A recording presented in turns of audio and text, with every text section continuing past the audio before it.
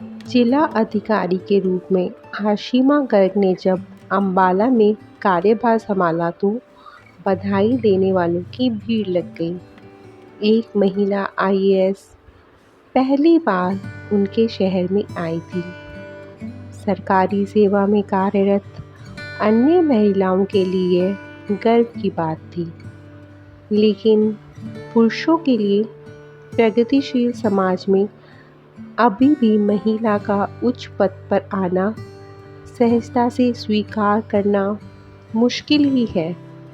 लेकिन चाहे पसंद आए ना आए, किसी महिला का उन्हें ऑर्डर देना, प्रशंसा में हाथ जोड़े तो खड़े ही रहना पड़ता है। आईएएस अफसर की वैसे ही बड़ी धाक होती है और उनका सम्मान होता है। हालांकि सब जानते हैं कि राज्य सरकार जिला मजिस्ट्रेट और जिला कलेक्टर दोनों को ही ट्रांसफ़र करती रहती है। जिला कलेक्टर, जो किसी भी जिले का मुख्य प्रभारी होता है, वह विभागों की निगरानी करता है। लॉ एंड ऑर्डर की जिम्मेदारी होती है उस पर। देखा जाए तो जिला मजिस्ट्रेट के बाद जिला कलेक्टर का पद ही महत्वपूर्ण होता है। मैडम, बधाई हो। जिला कलेक्टर रजत पांडे ने गुलाब के फूलों का बुक्का आशिमा गर्ग की ओर बढ़ाते हुए कहा। Thank you. आशिमा ने मुस्कुराते हुए हाथ जोड़े। उसके असिस्टेंट ने लपक कर फूलों का गुच्छा रजत पांडे के हाथों से ले लिया और मेज पर रख दिया, जहाँ पहले से ही बहुत सारे बुके और मिठाई के डिब्बे रखे थे। हमें इस बात की खुशी है कि हमारे शहर में जिला अधिकारी और जिला मजिस्ट्रेट दोनों ही युवा हैं। एक वरिष्ठ अफसर ने खीसे निरोपते हुए कहा। चमचागिरी की चीनी उसके स्वर में घुली हुई थी। सबके जाने के बाद थोड़ी देर तक रजत पांडे शहर के लॉ एंड ऑर्डर और राजस्व के अन्य मुद्दों पर बात करता रहा। आशिमा बहुत ध्यान से उसकी बातें सुन रही थी। बात करने का अंदाज और व्यवस्था को कायम रखने की उसकी शैली प्रभावित करने वाली थी। इसके साथ काम करने में मज़ा आएगा और शहर का विकास भी हो पाएगा। कोई अधेड़ उम्र का जिला कलेक्टर होता तो उसे समझना और समझाना दोनों ही मुश्किल होता। आशिमा ने सोचा। होगा कोई 32-33 वर्ष का, यानी कि उससे 1-2 साल बड़ा। आसमानी रंग की कॉटन शर्ट और नीले रंग के ट्राउज़र पहना हुआ था। Simple dressing, smart and elegant look.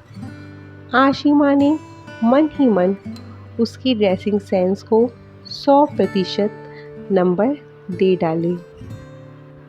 वह रजत पांडे की दी हुई कुछ फाइलें देखने लगी तो उसे आशिमा गर्ग को अवलोकन करने का अवसर मिल गया। आईएएस अफसर का ठप्पा वैसे ही प्रभावित करने के लिए काफ़ी होता है, लेकिन आशिमा के व्यक्तित्व में एक ठसक के साथ जो शालीनता है, वह उसे आकर्षित कर रही थी। प्योर कॉटन की प्रिंटेड साड़ी और मैचिंग ब्लाउज पहने हुई थी। साड़ी का पल्लू कंधे पर परिष्कृत ढंग से सेट था। बाल कटे हुए थे, लेकिन जुल्फ़ें नहीं लटक रही थी। यहाँ वहाँ की उन्हें ही ठीक करने में समय बर्बाद करते रहो। चेहरा एकदम चमकता हुआ, मेकअप की एक भी परत नहीं। कानों में हीरे के टॉप्स लश्कारे मार रहे थे। बाएं हाथ में ब्राउन स्ट्रैप वाली घड़ी थी और दाएं हाथ में सोने का एक कड़ा। बिना किसी ऊपरी श्रृंगार के भी वह किसी तराशी हुई मूर्ति नहीं, धड़कते दिल वाली स्त्री की तरह लग रही थी। Soft spoken, decent and attractive. मन ही मन रजत ने उसे इन विशेषणों से सुशोभित कर दिया। कुछ मैडम काम हम जमकर करते हैं, लेकिन संडे को मौज मस्ती के लिए भी कुछ पल निकाल लेते हैं। छोटा शहर है, इसलिए अफसरों के परिवार एक दूसरे से परिचित हैं, इसलिए क्लब में मिलते हैं। कुछ दिनों बाद रजत पांडे ने शाम को एक मीटिंग खत्म होने के बाद बहुत संभलते संभलते अपनी बात कही। पिछले 2 महीनों में उनके बीच एक सहजता कायम हो गई थी और काम के अलावा भी बातें हो जाया करती थी। आशिमा को अच्छा लगता था रजत से बात करना, वरना इस अनजान शहर में वह और किसी को जानती भी नहीं थी। मौज मस्ती मतलब आशिमा की त्योरियां खिंच गई थी। मैं संडे को घर पर ही रहना पसंद करती हूँ, किताब पढ़ती हूँ, नहीं तो शॉपिंग करने निकल जाती हूँ। I have no time for to waste.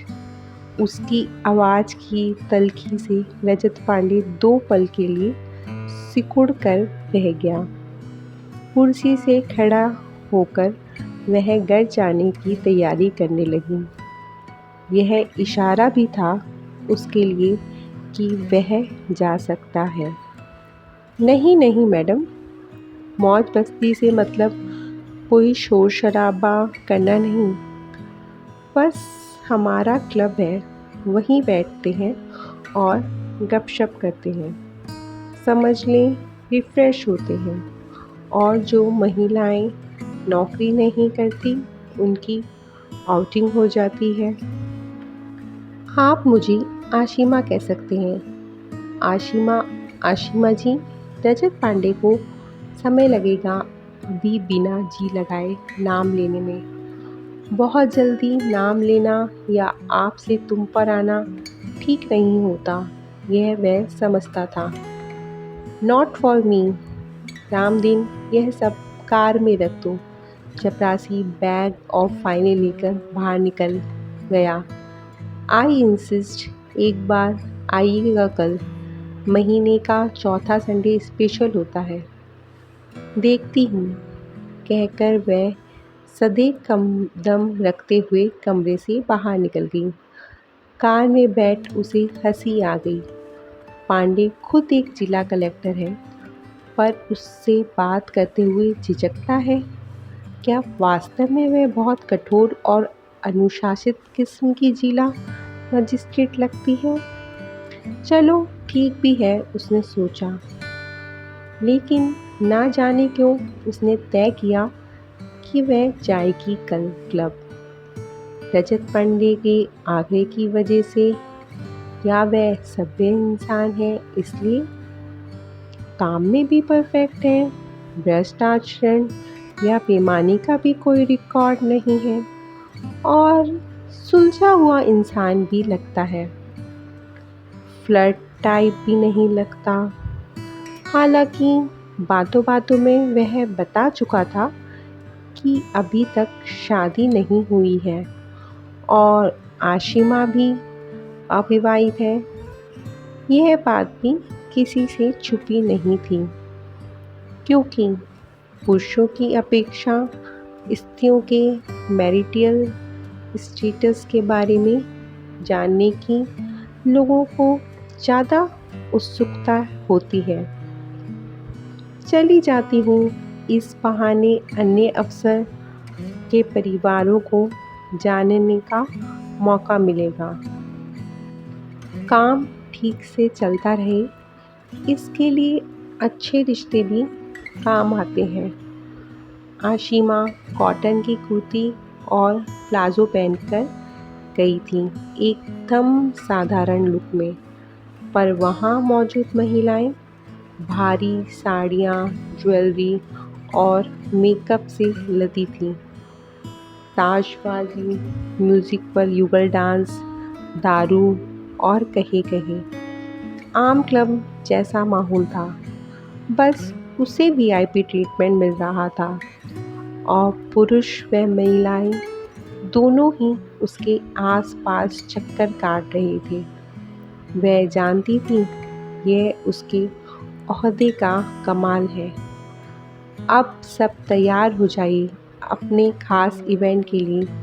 रजत ने माइक पर थोड़े नाटकीय अंदाज में कहा, आशिमा जी, आपको अवश्य पसंद आएगा हमारा यह नए तरह का प्रयोग जिसका सब बेसब्री से इंतज़ार करते हैं, खासकर महिलाएं।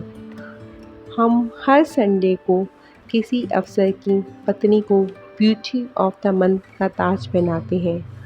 हर महीने के चौथे संडे को यह इवेंट करते हैं।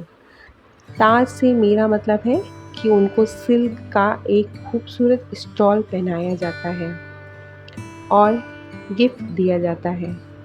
साथ ही गुलाब के फूलों की माला भी पहनाई जाती है। इस बार हम चाहते हैं कि आपके हाथों से यह सम्मान मिसेज सैगल को दिया जाए। आशिमा यह सुनकर हैरान रह गई, पर उस समय चुपचाप उसने मिसेस सैगल को स्टॉल और माला पहनाई और गिफ्ट थमाया। वैसे ब्यूटी ऑफ द मंथ कैसे तय किया जाता है? खाने के समय जब रजत पांडे उसकी मेज़ पर आके बैठा तो आशिमा ने पूछा, जो सबसे सुंदर लग रही हो उसे बना दिया जाता है। और सुंदरता की परिभाषा क्या है? सवाल सुन रजत सकपका गया। एक महिला सुंदर लग रही है, दूसरी नहीं। मौज मस्ती करना नहीं, अपमानजनक स्थिति पैदा करने वाली बात है। आशिमा गुस्से से बोली, कोई बुरा नहीं मानता। इस बहाने महिलाओं को सजने संवरने का मौका मिल जाता है। रजत ने उसे कन्विंस करने की कोशिश की। ठीक है, अगली बार से हम smart man of the month का सम्मान भी देंगे। पुरुष भी तो जाने कि सुंदरता या स्मार्टनेस का कोई पैमाना नहीं होता। रजत पांडे पहले तो यह सुन सकपकाया, फिर आशिमा की आंखों में देखते हुए बोला, पैमाना तो किसी भी चीज़ का नहीं हो सकता, खासकर जहाँ भावनाएं उड़ान भर रही हों। मुझे इंतजार रहेगा आपके हाथों से अपने गले में गुलाब के फूलों की माला डलवाने का, आशिमा। आशिमा यह सुन अचंभित हो गई। रजत अपनी स्मार्टनेस से उसको इम्प्रेस कर चुका था और अब आशिमा रजत की आंखों में डूब चुकी थी। दोनों को बस शादी का इंतज़ार था।